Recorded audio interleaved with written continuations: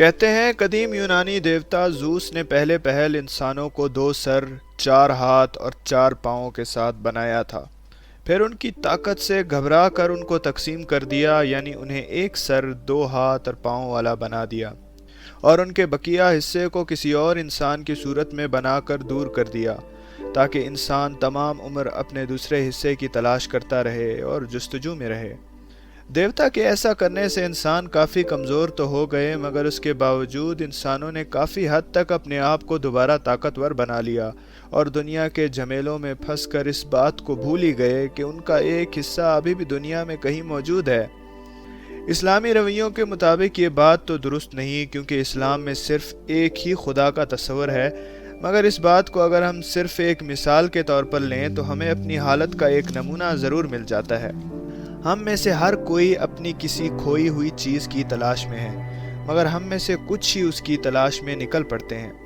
ہم ادھورے ہیں، اور اس بات کا اندازہ فقط ہم میں کچھ ہی کر پاتے ہیں۔ رومی کو شمس کی صورت میں اپنا دوسرا حصہ ملا، اور اس کو شمس ملنے کے بعد ہی خدا مل پایا، اور شمس کے بچھڑنے کے بعد ہی اس نے بہترین شاعری کہی۔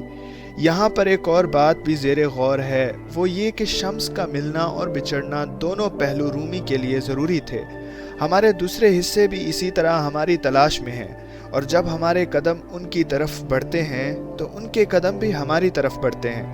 مختصراً یہ کہ بہت طویل فاصلے کے باوجود ہم ایک اسپرچول کنیکشن رکھتے ہیں، مگر جیسا کہ میں نے پہلے کہا، بہت کم ہی اپنے دوسرے حصے کی تلاش پر نکلتے ہیں۔ ہم بھول چکے ہیں اپنا آپ، اپنا مکمل آپ، اور اسی وجہ سے زندگی بہت مشکل معلوم ہوتی ہے۔ ہم بے وجہ کی ٹھوکریں کھاتے ہیں۔ اصل بات تو یہ ہے کہ ہم جستجو کرنا ہی بھول گئے ہیں، اور پابلو نیرودا نے کیا خوب کہا ہے: تم مرنے لگتے ہو گر سفر نہیں کرتے، گر مطالعہ نہیں کرتے۔ ہم مرنے لگتے ہیں گر جستجو نہیں کرتے، گر تمنا نہیں کرتے۔ تمنا کرنا بھی ایک ضروری پہلو ہے۔